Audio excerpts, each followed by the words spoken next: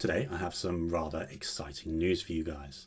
Today I'm giving you a sneak peek at a device I've been working on with my dad, who's a bit of an electrical wizard, and with his technical knowledge and my input, we've come up with this cool little widget. Now what does it do, I hear you ask? Well, it controls addressable LED strips. You might have heard me talk about them in a previous video when I was lighting up a Perspex box to display some chocolates at my wedding. Since then, this board and its software have come a really long way, including support for Home Assistant. Now, if you've understood a word of what I've said so far, you're probably knowledgeable enough to be wondering, why don't you just buy one of the myriad of WLED boards that are out there? And that's a fair question. We've designed this board to lower the bar to entry for this sort of setup. In the past, when I saw people mention WLED and ESP32s, even I looked at those kind of videos and thought to myself, that is way too much faffing around. Soldering strips and flashing chips was just too much bother even for me. So we've painstakingly iterated this particular board design to get it as simple as possible for a new tinkerer to get from this to this.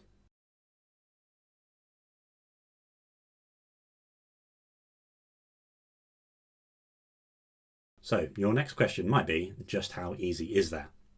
Well, this is sold as a development kit, so you will need to do a little bit of work, but it's the absolute bare minimum we could manage. So when these go on sale, you will get a board much like this, pre-flashed with our software. And you could even put WLED on this board if you wanted, but I couldn't get it working on the ESP32S3 model myself, so attempt this at your own risk. So to get started, you simply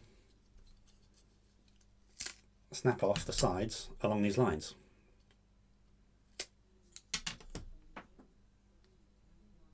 Yeah, and you're left with that. And you plug it into a USB-C cable for power, and it should boot up and expose a wireless network that you can join on your device. So then you go to its IP address in your browser on your device, and you can then configure it to join your Wi-Fi network.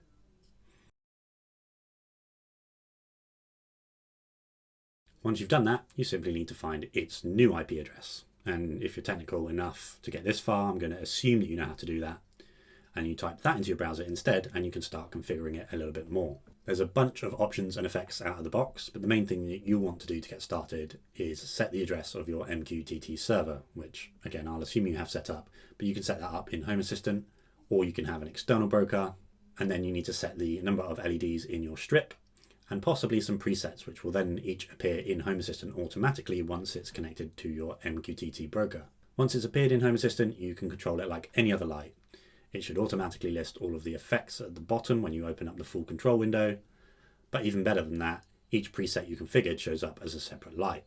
So here you can see that I have set up a strip around the shelf above my bar in my kitchen, but I have set up two different presets, which essentially split the strip into two parts, so I can control them separately as different lights. This means you get way more out of a single LED strip and controller than most out-of-the-box setups on the market, and using much more compact and cost-effective setup, even if you're just using it as one basic strip. And on the subject of compact, this board is also designed to be as small as possible too. With a case on it, it sits nicely in line with the USB cable, and it looks way better in my opinion than most full LED strip setups on the market.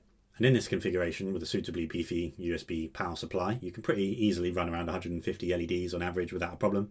Although I'll caveat that by saying LED strips do vary greatly, so you may need to use an external power supply for this many or more if you plan to use your strip at full brightness for white functional lighting. And thankfully, once again, this board is also designed with a very good power module to handle anywhere from 5 volts to 36 volts. So if your use case calls for too much power in a number of LEDs or a higher voltage, you can skip the USB cable and power the board off of the LED strip by connecting the tails on your strip to an external power source.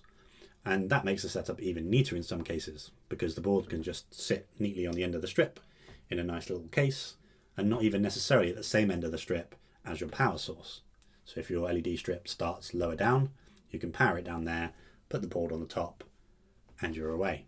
And perhaps my favourite part of the design is that we've used really easy little screw terminals on the end to connect the LED strip to the board. No soldering required. So you can set up all of this without needing more than a USB-C cable, a power source, and a small screwdriver. If you're interested in these, please be sure to give me a follow. because they will hopefully be going on sale soon once we have validated the functioning of our latest version of the boards. We've got a bit of software improvement to do as well for some cool new features. So very soon these should be available at least on Amazon.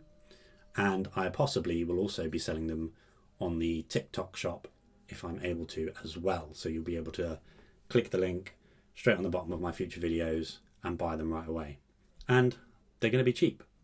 Much cheaper than buying a full LED strip, and then you compare it with whatever LED strip you like.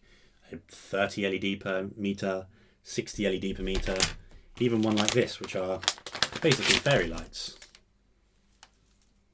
will work with it as well. And it will just sit neatly on the end like that. If you guys are interested, let me know in the comments and I will post a follow-up video as soon as they are available. Remember, home is where the smart is.